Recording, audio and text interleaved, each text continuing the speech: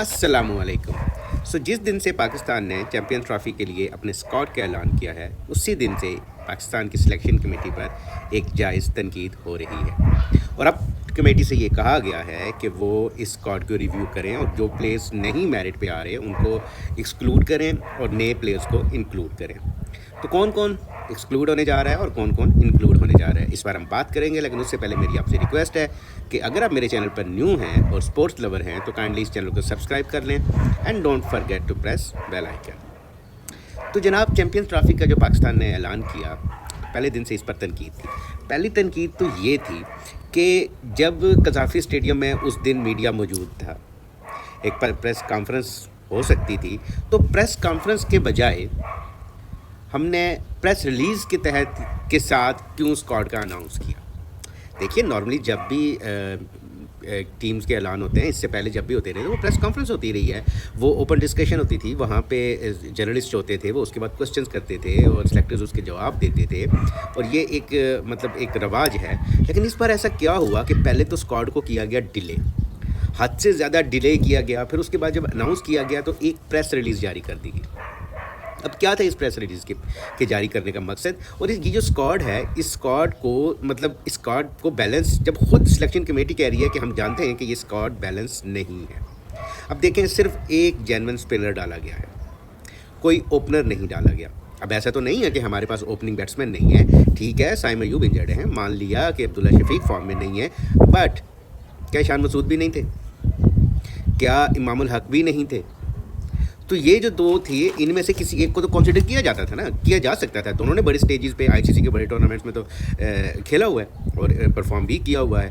तो एक तो ओपनर कोई नहीं रखा गया, दूसरा एक स्पिन बॉलर है, तीसरा एक देखें ऐसा कॉम्बिनेशन बनाया गया है, ऐसे प्लेयर्स को ऐड किया गया, 3 से 4 तो ऐसे प्लेयर हैं जिनको मेरा ख्याल है प्लेइंग 11 में की जगह ही नहीं बनती, वो प्लेइंग 11 में खेलेंगे ही नहीं, लेकिन उनको 15 के स्क्वाड में रख लिया। दूसरी जो सबसे बड़ा क्रिटिसिज्म हो रहा है वो हो रहा है फ़हीम अशरफ और खुशदिल शाह पे। अब आप ये देखेंगे, फ़हीम अशरफ एक मीडियम पेस बॉलर है, आपने already 4 bowler premium fast bowler तो आपने अपनी टीम में रख लिए हैं। अब एक बॉलिंग ऑलराउंडर को आप जो 5वां अगर वो होंगे होते हैं तो फिर आपको एक बॉलर ड्रॉप करना पड़ेगा।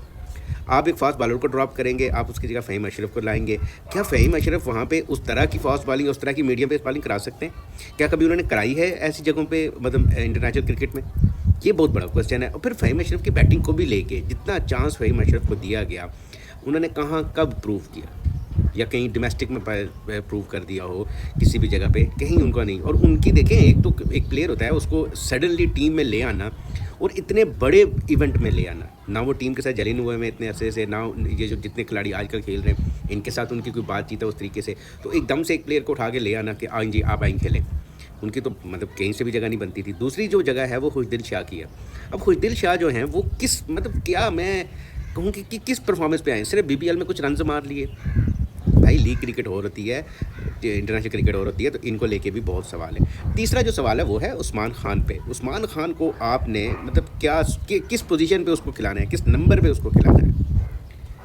क्या ये बेहतर नहीं हो सकता था कि देखें हमारे पास बॉलिंग पूरी है, एक स्पिनर हम और जेन्युइन सफियान मुकीम को वापस जेन्युइन स्पिनर को लेके आए, उसकी जगह पे हम देखें, हमने इतने अरसे से इफ्तिखार अहमद को अपनी टीम के साथ रखा हुआ है। मैं मानता हूं कि वो उस तरह की परफॉर्मेंस नहीं दे सके, बट एटलीस्ट वो इस टीम के साथ काफ़ी अरसा चलते रहे हैं, कई मैचेस में वो इस टीम के साथ थे। तो आज इस मौके पे हम चैम्पियन ट्रॉफी में हमें अगर कोई बाहर से ही प्लेयर लाने थे तो हम फिर उसी प्लेयर को, इफ्तिखार अहमद को ही वापस ले आते। वो अच्छी ब्रेक भी डाल लेते हैं मिडिल ओवर्स में और नई बॉल से भी बॉल कर लेते हैं स्पिन मेरे हिसाब में, और वो मतलब अच्छे 20-25 रन के बैट्समैन भी हैं। आपको ये यकीन होता है कि यार ये बंदे की अगर बैट पे आ गई तो मार देगा। अब ये जो इफ्तिखार हैं, इनको लेके आया जाए, सफियान मुकीम को लेके आया जाए, सेकंड स्पिनर को लेके आया जाए, और एक तीसरे देखें, हमें ना एक बैट्समैन की ज़रूरत है, ओपनिंग बैट्समैन की। तो मेरे ख्याल में अगर इमामुल हक या ईशान मसूद में से कोई हो सकता है तो उनको लेके आए। ईशान मसूद अभी साउथ अफ्रीका में 150 मार के आया हुआ है, तो आप अगर उनको वापस टीम में लेके आएंगे तो ये बेटर चॉइस होगी। अब सिलेक्शन कमेटी के पास ये चॉइस है, मतलब एक अपॉर्चुनिटी है अपनी गलती को सुधारने की।